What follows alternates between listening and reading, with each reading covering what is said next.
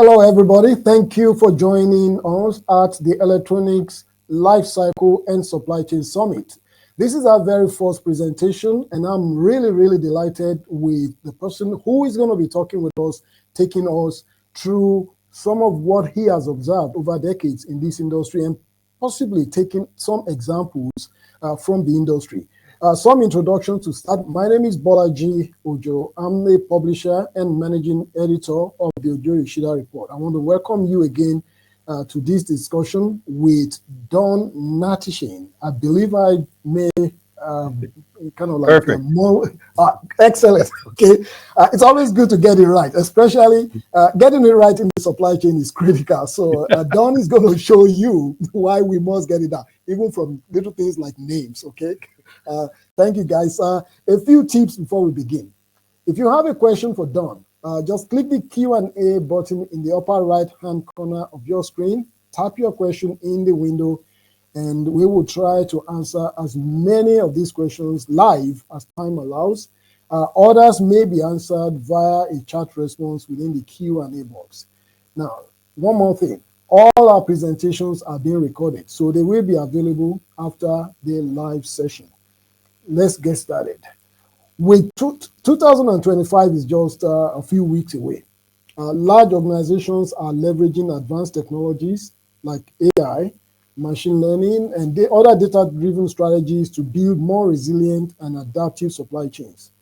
As businesses navigate ongoing disruptions and rising costs, the approach at Molex, and I'm purposely kind of talking about Molex because we're not just talking in the cloud, we're talking about practical situations. Molex is a global electronics components vendor that I've tracked over the course of 2+ decades. It has more than 900 vendors in its global supply network. Molex has focused on utilizing technology to remain competitive and also while working to meet the growing demand across key industries such as data infrastructure, automotive, healthcare, and consumer electronics. So this session is titled Supply Chain Strategies, and our presenter is Don Hnatyshin, Senior Vice President of Supply Chain at Molex. As leader of Molex Global Supply Chain, Operational Excellence and Procurement Organization, Don oversees a worldwide team of supply chain professionals across Asia, America, and Europe. So over to you, Don. Hey, great. Thanks for the introduction and the opportunity, Balaji. I think this is the inaugural event, so really happy to participate. Again, thanks for the invitation. So for the team online, good morning, good afternoon, good evening, wherever you may be. I am going to maybe share some insights and some themes, both from a Chief Supply Chain Officer lens in the electronics ecosystem, as well as a practitioner. And hopefully this will be helpful for many on the call, and happy to take questions after and collaborate maybe after that as well. So with that, I thought it was interesting, Balaji, that the inaugural event happens right after Black Friday and Cyber Monday. So maybe there's a method in the madness from a supply chain perspective. I'm not sure how many people were on their computers last night for Cyber Monday ordering presents for Christmas, but again, supply chain front and center here as we start Tuesday morning. One of the themes I thought I would share with the folks on the phone here is what an amazing time to be in supply chain or procurement as a professional. This is probably one of the most talked about disciplines and professions over the last 20 years, but certainly in the last 5 years. I think we've all can appreciate now the priority that I think every company and every industry places on supply chain and procurement. So great for all of us from a career path. As we look forward, right, I think the important statement here is, I think we've all recognized over the last 5 years, and as we look forward, supply chain and procurement teams are positioned to create unprecedented value in a rapidly changing world and ecosystem. I think, all of us that participate across the electronic supply chain across multiple industries are seeing tremendous value being created by many, many companies. You see that in the public markets with the valuations that are, let's just say, frothy at the end of 24. And for those valuations to maintain and continue to maybe increase, it's going to take flawless execution from a supply chain perspective on the positive momentum.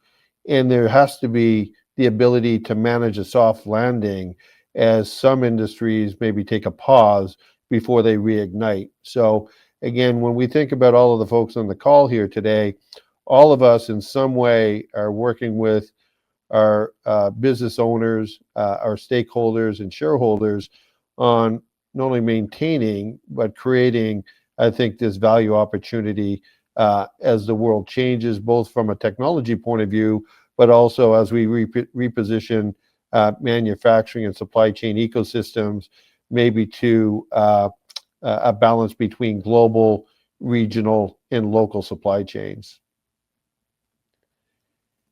A little bit of context on the Molex front. Again, I only have a couple of slides around Molex, but I thought it might help with context for the folks on the phone here relative to maybe my lens as we think about how we address the opportunities in front of us, defensively from a disruption point of view, but offensively from a capability point of view. Molex, many of you may know, is a connector or component supplier to a broad range of industries, has been around for close to 80 years. So I think most of you may be aware of the company, but certainly you'd be aware of the end applications in the end markets that Molex services, not only from a discrete connector point of view, but as we go up the value chain into maybe cable assemblies or into more advanced electronics in each of these end markets. So maybe a little bit of context here. Molex is a significant provider, as you can see, across a number of industries. Automotive, certainly over the last 5 or 10 years, has been a dominant area in which Molex has participated in supporting the advancements of the re-architecting of vehicles, be it combustion, hybrid, or EV vehicles, and going forward, how car makers are thinking about zonal architectures inside the vehicle to connect with the 5 and 6G networks outside the vehicle for both safety and autonomous driving. So that's an exciting market that we get to participate in and look to solution a supply chain to enable those opportunities in the automotive and transportation markets. In the data center area, which is getting a lot of press these days, obviously with the explosion both in cloud and importantly in data centers to support AI on a go-forward basis. Molex is a major provider both to high-speed copper and high-speed optical components and sub-assemblies into that environment. You could imagine what that growth trajectory looks like today, both at the enterprise level, but at the data center level, as you think about the next 1, 3, and 5 years, where there's unprecedented spend and investment going on. So an exciting market with different challenges maybe than automotive. If you think about medical and what's happening there with drug delivery, Molex is a major player there, so a very different supply chain challenge, including regulatory requirements. Consumer mobile, Molex has been a major player in that market. Any of the devices you probably have at work, at home, would have embedded in there a lot of Molex technology, miniaturization and things of that nature. It doesn't matter if it's a watch or a cell phone or a laptop, right? A lot of technology and change in that supply chain, and the scale and product life cycles in that business are very different than the previous one. And then in industrial and aerospace and defense,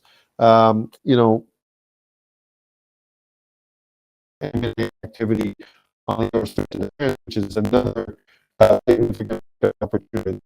So we think of Molex, and I talk about supply chain and how we might be navigating disruptions or cost issues, both defensively and offensively, you have a little bit of context to what we're trying to manage.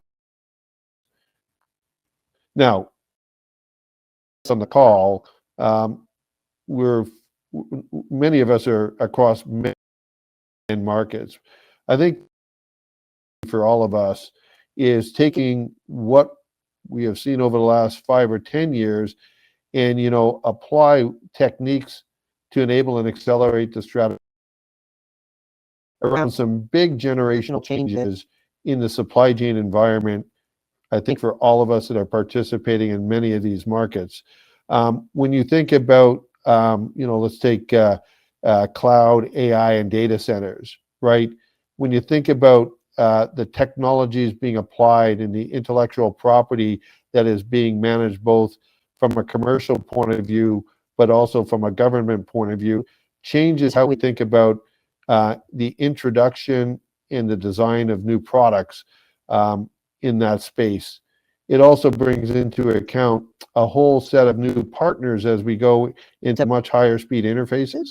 And if you think about the ecosystems where they're geographically located and where the point of use will be for those components or systems, there's a significant opportunity, again, from a supply chain and procurement point of view to put in place strategies to help enable and accelerate, winning in that marketplace. If you think about automotive, as I discussed, right, there's massive movement that we've seen in the last years that will hit us in the coming 3 or 4 years on the change in platforms in automotive that, again, are driven by new technologies and intellectual properties. And we're seeing in the ecosystem of partners that come to play from a supply chain and procurement point of view. And I think importantly, if you think about the consumption of, I'm going to say automotive and transportation vehicles, you're seeing a massive change in where the end market growth is coming from, where Western economies, I think, experience with. But if you think of the Eastern economies, you see massive uptake in growth in those, be it in vehicles or potentially in e-bikes and things of that nature. So a lot of work going on there from a supply chain point of view. And if you think about defense and aerospace, right, you think about manned versus unmanned environments, the ability to provide readiness from a supply chain perspective, how we address cybersecurity embedded in those applications, not only in defense and aerospace, but across many of the ones to the left.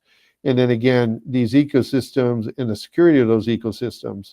So when we think about disruptions and cost issues and things of that nature, massive opportunities for supply chain role in how to enable and accelerate, strategies to really take advantage of these market opportunities, defensively and offensively. When I think about that as a practitioner, I think many of us on the call here today wake up every morning, and I've been doing this for more than 40 years.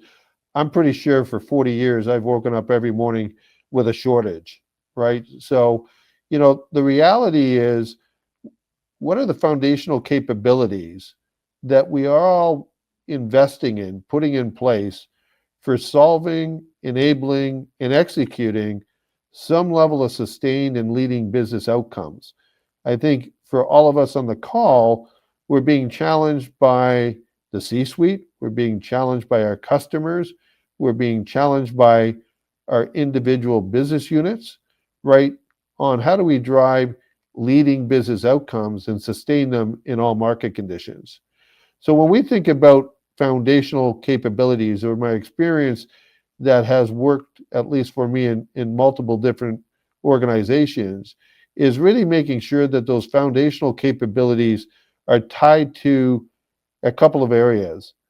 Functionally, we can talk about S&OP, we can talk about procurement, we can talk about supply chain logistics, but ultimately what we're really trying to satisfy is really the customer experience, and that customer experience may be biased to speed, it may be biased to choice, it may be biased to value. Something really important for us to recognize as we build out our capabilities. In support of that customer experience, I think for many on the phone here, we're probably also aware that the customer experience is different by persona within our customer base. It happens to be in the hardware business that many of us are in, right? The customer persona experience and what they expect as a design engineer is different than potentially the buyer or supply chain professional within our customer. So when we think about those kind of foundational capabilities, right, what are we building to really enable our customers to meet their goals?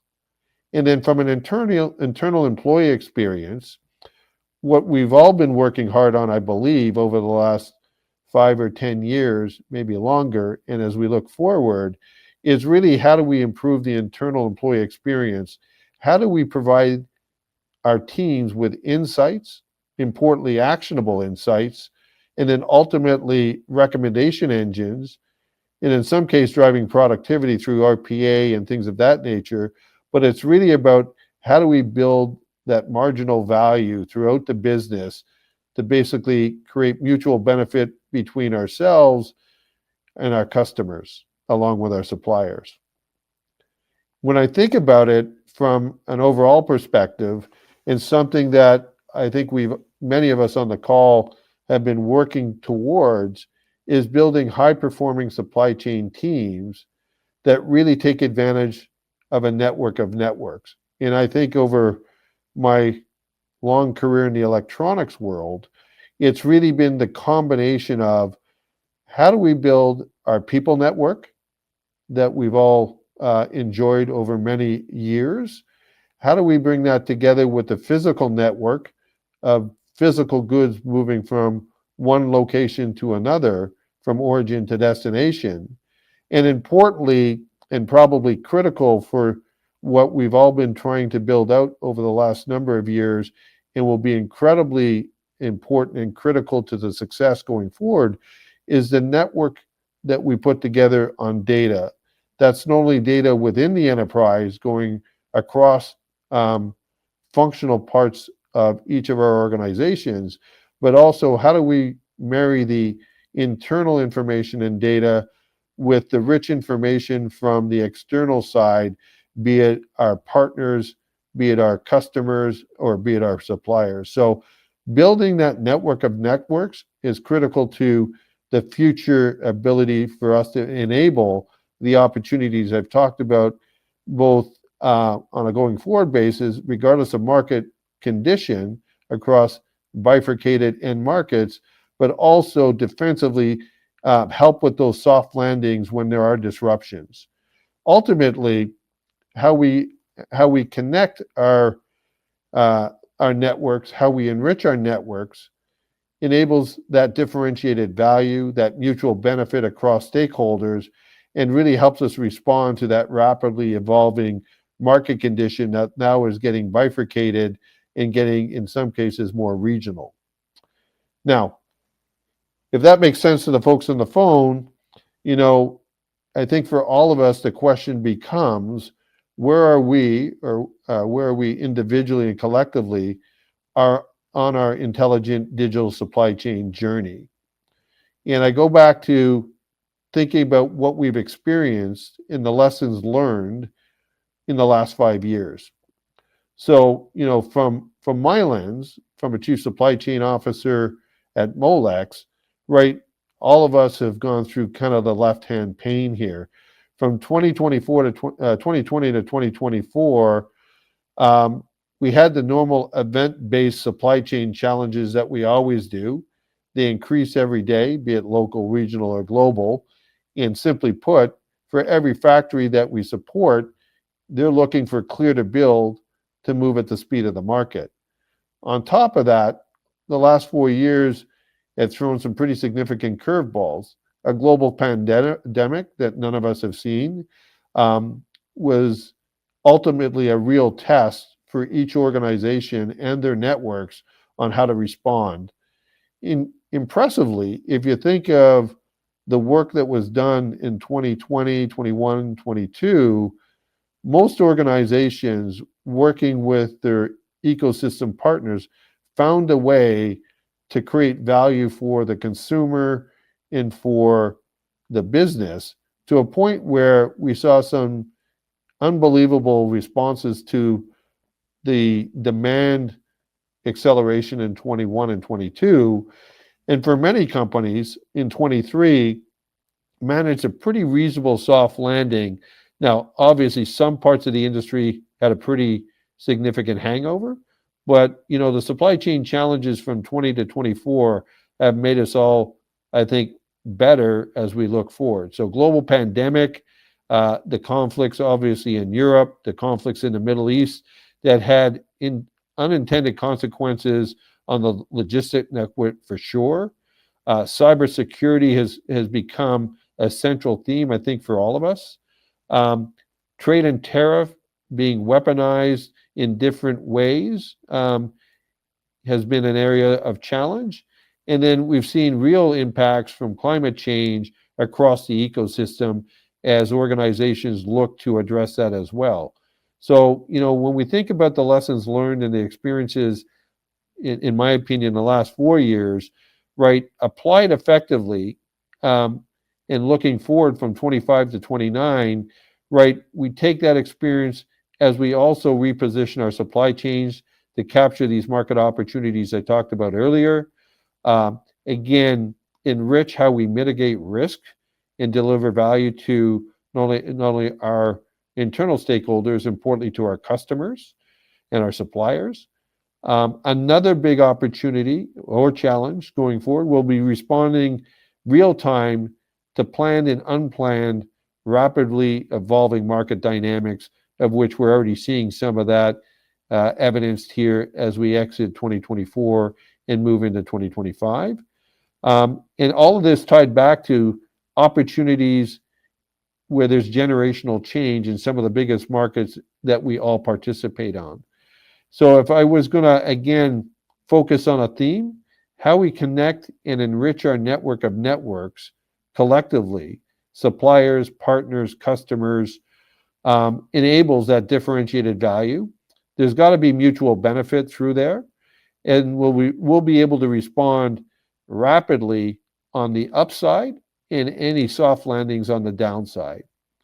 And then I'll finish up maybe on, and this will probably be a little bit tough to see here, but to share with you a little bit of what we have done at Molex, just to give you some insights in our intelligent digital supply chain.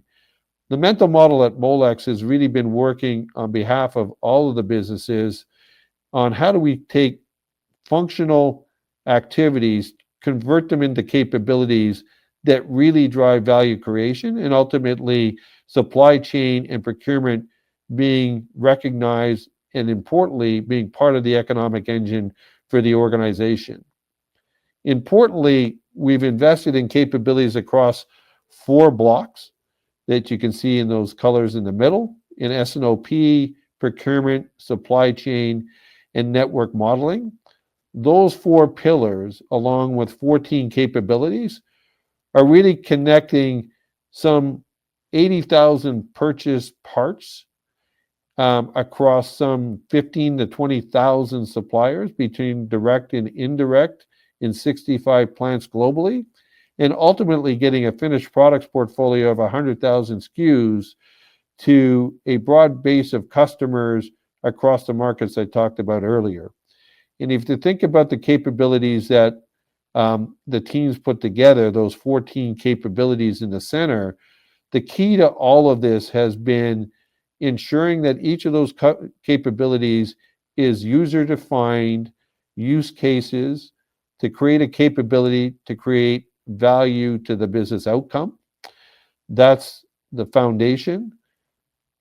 Part of fueling those applications and capabilities is really the importance of that data thread. I talked about the data network, both internal to the organization, as well as the data network external to the organization.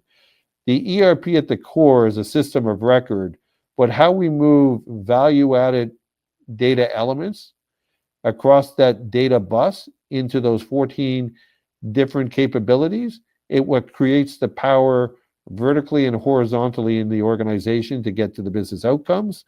And ultimately, as we continue to mature the capabilities, operating model, and teams, what we do is enrich those capabilities with additional data elements coming really from outside the enterprise and applying either some kind of machine learning, generative AI, or AI algorithms to really drive increased value to the business, to basically mitigate disruptions as best we can, and manage our end-to-end value to the customer. And then ultimately where we finish up is overlaying process and data mining to ensure that we keep the health of that information in supply chain operating. So that gives you a little peek into how we think about it at Molex. Hopefully it's somewhat similar to what you folks are challenged with. We're excited on the progress the team has made at Molex and look forward to working with many of the people on the call here, either customers or suppliers, to enrich all of our networks to create more value across the supply chain. And with that, I think, Bellagio, that would be it for me. Thank you very much, Don. Very, very interesting. I must say, one thing stood out very immediately for me. When I look back, over the last few years, and I think about what happened with COVID-19 and the response of the industry, I must say that I've always been kind of a bit more negative about the outcome of all of this. But then you stuck something in that I found very interesting. I'm going to quote you here. You said something about how we can drive that the supply chain challenges of 2020 to 2024 have made us better. Yeah. I'm really, really surprised at that. So please help me understand. First, we know what some of those challenges are, but I wouldn't mind you going over them again. But how exactly have they made us better? Yeah, I think if you think of the capabilities pre-pandemic and where organizations were investing and at what pace they were investing, including the use of more valuable data, right? We have had to take that challenge during the pandemic, connect our networks more efficiently, quicker. We've had to be more transparent with our data to basically get to an outcome to solution what was a global issue beyond financial, right? And that has allowed us to apply new capabilities that have put us in a better position to manage disruptions. Now the issue is how do we enrich the information for multiple purposes? Service levels to customers, responsiveness to market events. Again, winning on the turns, as I would call it, winning on the way up as markets are bifurcated, and then that soft landing on the way down. A lot of capabilities built, and I think, Balaji, you probably have it somewhere in your history of all of the work you've done over the last number of years. If you look at the amount of investment that venture capital and PE put into supply chain tools, go look from 2020 to 2024 at the amount of money that got applied, and look at how much money was applied into supply chain 2019 to 2023. It will blow your mind. Wow. You know, Don, one of the things that I've seen also, my career in the supply chain, the electrical supply chain, is shorter than yours. But even then, I've seen us learn lessons, and then we apply them very briefly, and then when things turn around, we go back to our old muddy ways that get things turned upside down again. I wonder if there's anything that's going to change, or I don't expect us to change everything, but what do you see changing for the future? Yeah, no, I think it's a great question. If you think now of the reliance on connectivity and information in the hands of the user versus human middleware, right? It almost forces us to continue to go forward. versus falling back into human middleware, candidly. We need both, right? But my opinion today is that the speed of the market dictates how we need to respond, right? In coming out of the pandemic, we had in many industries a pretty healthy hangover. It might have been even a champagne hangover, Balaji, right? It was a Yeah. pretty big hangover, right? I don't think anybody wants to go back to that. And a lot of the capabilities on a going forward basis are much more integrated to move at the speed of the market, much more sensitive to the customer experience and servicing the customer. It's going to force us to continue to go forward. And then I think we get a little bit of, I know the hype of AI and generative AI is there, right? But that's pushing us forward as well, right? And so I think we can fall back, but it will be at our detriment if we fall back. We've got to move forward on this stuff. You also identified certain elements when you talked about leveraging our networks. You talked about the network of physical data and people. I know a lot of folks on this would like you to expand on that. How do we leverage these ones? But can you also start by defining what those elements are? Sure, sure. No, happy to. So again, our people network is always been foundational. If you go back Yeah. to your career day one, if you're a new person this week or you're 40 years like somebody like myself, um, our human network of peers within our organization, partners outside the organization, be it suppliers or customers, that network is extremely valuable for all of us on having a pulse on everything we're trying to solution. That Right. will never go away, and that is really important. Now, we may do a little bit more over video rather than meet face to face. In some ways, that's expanded our networks, right? Um, to be honest, and the work that you and your team are doing creates that people network as well. So thank you, right? So that network of people is really important to get on the pulse and knowledge share, that peer-to-peer work. The physical network, again, a lot of advancements on multi-echelon movement of goods. So origin and destination, you know, people might use blockchain as a digital form of that, but being able to see the physical network move from origin to destination, step one through to its final step, that visibility and that transparency, critically important as we build our network of networks. All of us are at different levels of maturity of that, I am sure, right? Including connecting our partners near real time, if not real time. And then the third one, which I think is going to be one of the most important, if not the most important going forward, is how do we enrich our networks with data? And historically, our systems of record, be it our ERP or other systems of record, have been a lot of static data, right? Important that it's foundational. But how we enrich that with our network of suppliers, our logistics partners, our customers, and even I'm going to say aggregated market intelligence, right? How we bring that data and operationalize that is critically important to getting to the business outcomes we have offensively and defensively. So, we need all three of those to continue to expand and mature. They need to be connected, and the toughest thing is how do you operationalize all of that from an execution point of view. So I'm super excited.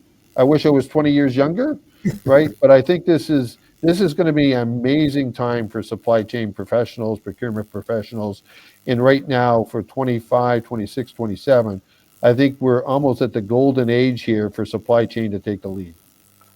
Kind of just continue on that trend.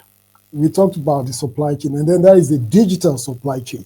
There is the Yeah, old supply chain format that we all know, and then there's a digital supply chain. But it's very easy to just throw out the word digital yeah. and then add supply chain to it. What is a digital supply chain, and how is Molex? If you can draw on Molex experience, how are you how is it impacting your operation, and what are the elements of it?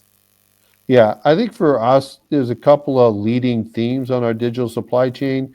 And this is not news to most people on the call here, Okay. is basically how do we connect with our customers more digitally from a demand and supply point of view? Mm. So how do they get the experience they want on the supply side? Is simply put, you know, can they feel comfortable that the commitment from Molex in this particular case is going to be met, right? So how do they have confidence and visibility of that supply to them? And then Molex as a supplier talking to our customers, how do we get the best insights? I'm not looking for forecast accuracy. We're looking for transparency on what they know about the demand environment. So how do we digitally bring that together, bidirectional movement of information, and then how do we build on our experience, both from an individual perspective, but also from a, I'll just say from a machine learning and AI perspective, how do we enrich that insight coming digitally into Molex, convert that into a better insight on the demand side, and do the same thing with our suppliers on the supply chain side, is how do we move our information around demand and the volatility of that demand or the insights of that demand, share that with the suppliers digitally. That return path comes back digitally, um, and then we can actually move through the factory more effectively, so that they can actually move at the speed in which the market is asking, and our suppliers can support Right. it. So if we connect that end to end, Balaji, right, we see improvements every month, month over month. And now, to give you a sense of our 5,000 direct suppliers, we have now 78 to 80% of all of our transactions to our supply base going through a digital portal, right? And now Right. we're trying to enrich that. The speed is there. Now we have to enrich it. On the customer side, in the channel side for us, which I still consider a customer, right? The big distributors. Again, how do we do that? So our end-to-end digital supply chain is really about bringing better insights, enriching that from the market inbound, and that the same thing our suppliers inbound to Molex, and how do we convert that into a better experience and predictability of supply to our customers, because they're all moving at a different pace, as you know. You used two words that I thought was curious. You said you talked about forecast accuracy, or you said you Yeah, were not looking for that. yeah. That's that's odd. That's what Well, everybody wants. yeah, I think for most, I'm going to assume most people are on supply chain on this call, right?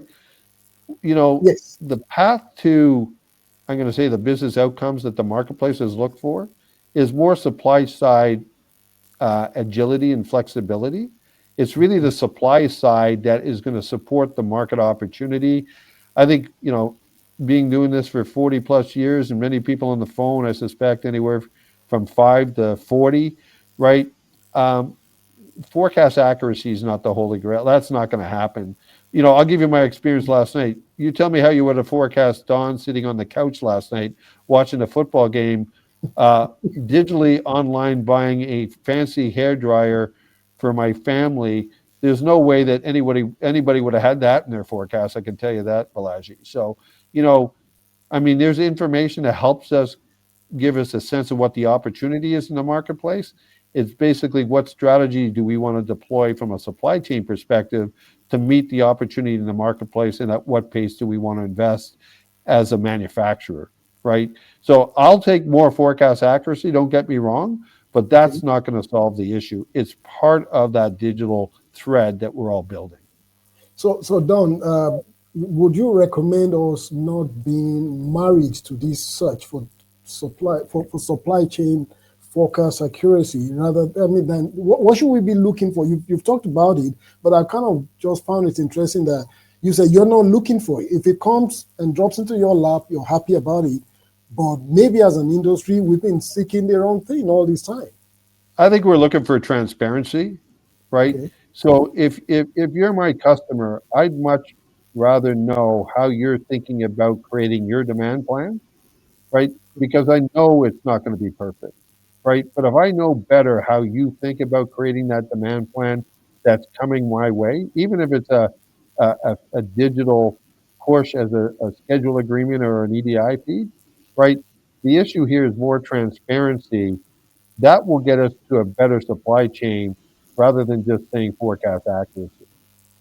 On the subject of the digital supply chain, if you're ready, as let's say Molex has been involved in this for a long time. You've had to you operate across multiple markets, which meant you really need to get a handle on all of these markets and find a way to harness the data that you're getting.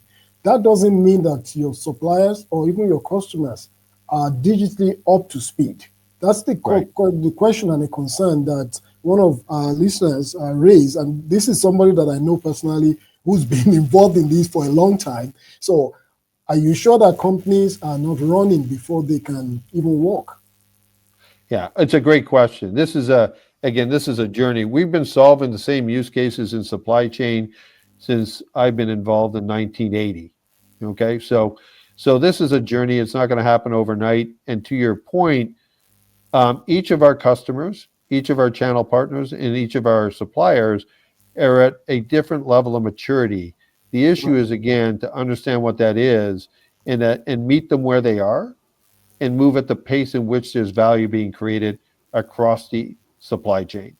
Um, it will take significant time, but it starts with the capability and the vision, and at what pace can you mature that?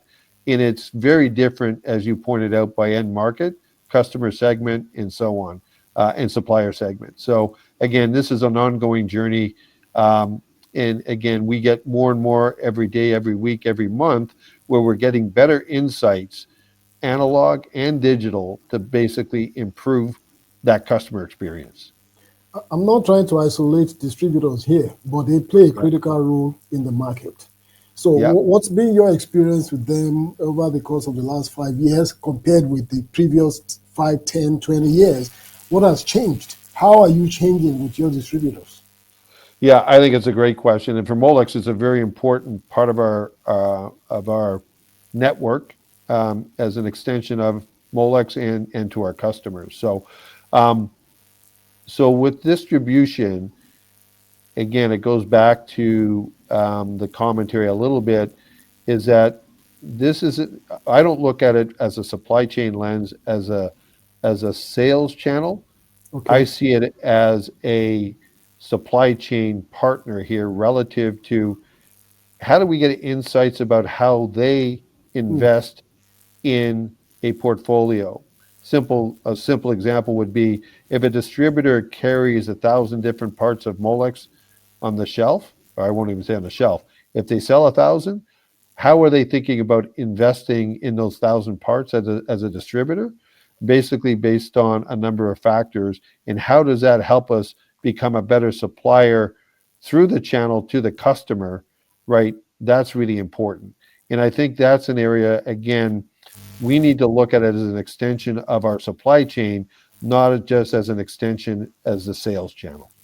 we've almost run out of time, but I want to sneak in, with your permission, one question because you use the word the persona of the Yeah. customer. You said, what are we building to help our customers meet new goals? Basically, the persona of your customers keep changing even as you're servicing them because the customers, the market is serving is changing, the technologies that they're having to cope with is changing. So, can you talk about this customer persona and how Molex helps to understand that and how that's applicable to life cycle management? I think it's another great area for us collectively as we mature this, right? So the two major personas I'm just going to block out here, as I mentioned earlier, is how do we service the hardware engineer, software engineer at our customer, and the supply chain professional within our customer. And I'll talk with the engineer first. Is basically today, like most of us, we are using digital tools to design, right? So now it's really about how do we provide information from a supply chain lens into that digital decision where the CAD tools that our customers already have pre-wired models of Molex and others.